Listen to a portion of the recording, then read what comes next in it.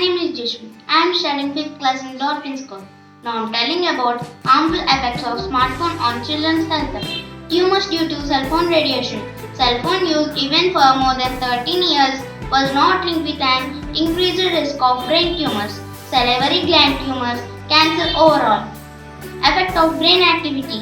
Research shows this over-reliance on your smartphone can lead to mental laziness. Academic performance. Cell phones and laptops can be distracting for students in classrooms. And new research also shows that using electronic devices can even lower students' grades. Sleep disruption. The blue light emitted by cell phone screen restrains the production of melatonin. The blue light can cause damage to your retinas. Medical issues. Changes of brain activity, reaction times and sleep patterns. Maximum time spending. It must be less than 2 hours per day. And anything beyond is considered harmful. Thanks for watching.